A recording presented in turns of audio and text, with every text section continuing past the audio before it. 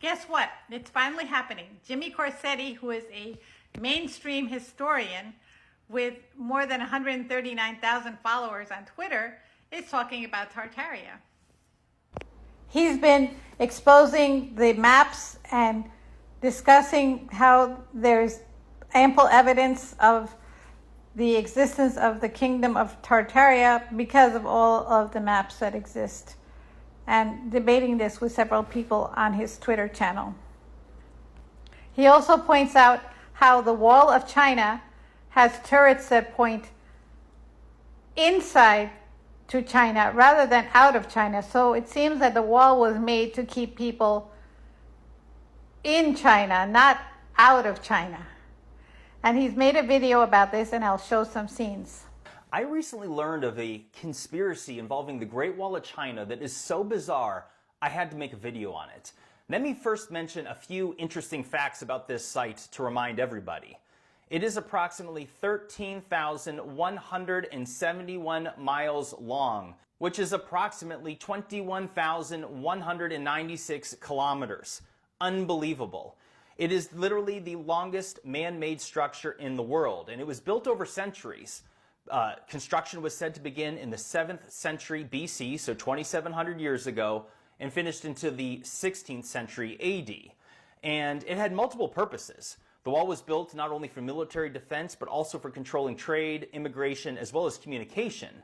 And it's made of varied materials. And it's even said that the labor force, the estimates, suggest that hundreds of thousands to possibly millions of workers were involved in the construction of this wall. But not only that, some sections still remain hidden or buried, with estimates suggesting that up to 30% of the wall remains undiscovered. But here is something that a lot of people find surprising as well, is that a vast majority of the pictures that you'll find on the internet involving the Great Wall of China are all at the notable tourist locations, all of which have been restored. It's not until you go off the beaten path that you realize that a vast majority of the Great Wall of China is in ruins, shattered, and slowly decaying.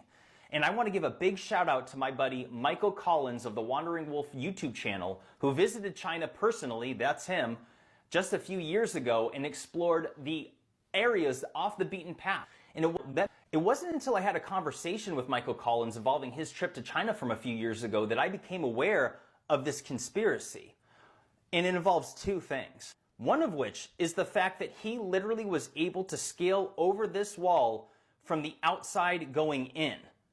I'll say that again, and keep in mind we don't have images of it because he wasn't aware of what was happening while he was there. It wasn't until after the fact that it came to his awareness of just how astonishing this fact is, which is that you can climb over various parts of the Great Wall of China from the outside going in, which makes absolutely no sense on earth if this wall was constructed to keep people out, as of course we were all taught in school.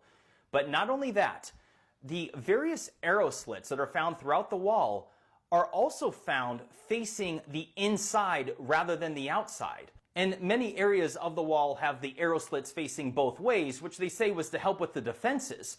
However, what Mike witnessed firsthand was that there was vast portions of the wall that where the arrow slits were only facing the inside, not the outside, which in other words is indicative that the wall may have been constructed to keep their people inside, unable to leave, rather than keeping outsiders from coming in, which to me is one of the most disturbing things I've heard. If that is indeed the case, which again guys, think about this for a second.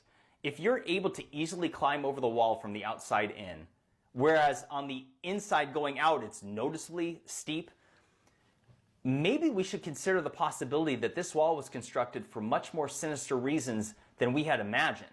So let's all support this mainstream historian and hope that he keeps on talking about this very important subject.